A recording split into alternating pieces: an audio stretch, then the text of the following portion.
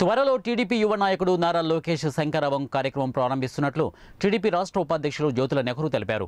జగ్గంపేట మండలం ఎర్రిపాక గ్రామంలో మాజీ ఎమ్మెల్యేతో మాట్లాడారు.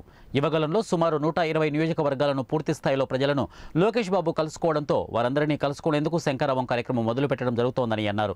ఈ శంకరావం ద్వారా రోజుకు 3 నియోజకవర్గాలు పర్యటన, అలాగే నియోజకవర్గంలో కొన్ని గ్రామాలను లోకేష్ సందర్శిస్తున్నారని అన్నారు. గతంలో రాజశేఖర్ రెడ్డి, చంద్రబాబు పాదయాత్రలు ప్రతి అడుగు రాజకీయానికి ప్రతిబింబించినవని చెప్పారు. ఒక 40 నుంచి 50 రోజులు ఆ కార్యక్రమాన్ని చేయబోతున్నాడు.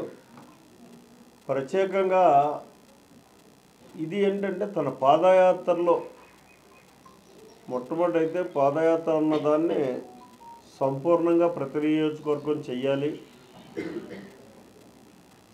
ఎక్కువ గ్రామాలు చేయాలి అని చెప్పి ఆయన నిర్ణయం తీసుకున్నాడు. అయితే పరిస్థితుల ప్రభావం,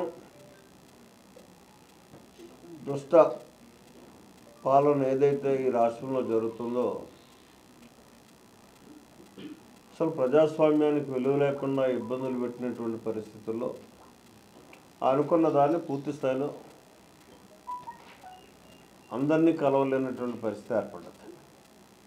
సుమారు 120 నియోజకవర్గాలు ఇంకా మిగిలిపోయినాయి. ఈ 120 నియోజకవర్గాల్లో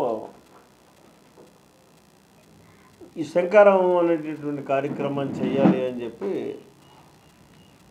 ఒకసారి 11వ తారీఖు నుంచి ప్రారంభం చేస్తారు. కన్ఫర్మ్ డేట్ కాకపోయినా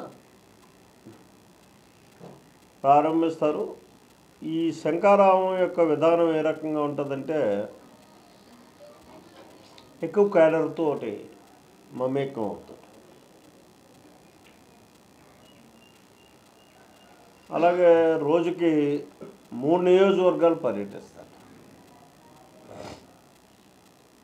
ఆ 3 నియోజకవర్గాల్లో కూడా కొన్ని గ్రామాలు కూడా సందర్శిస్తారు. ప్రతి గ్రామంలో కూడా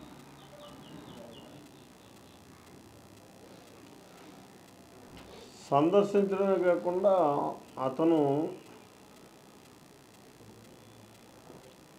పాదయాత్రలో చాలామంది చేశారు.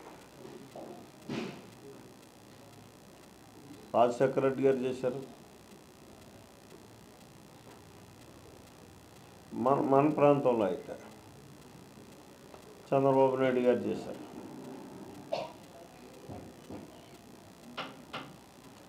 రాజశేఖర రెడ్డి గారి పాదయాత్ర ప్రతి అడుగు రాజకీయం ప్రతిబింబించింది.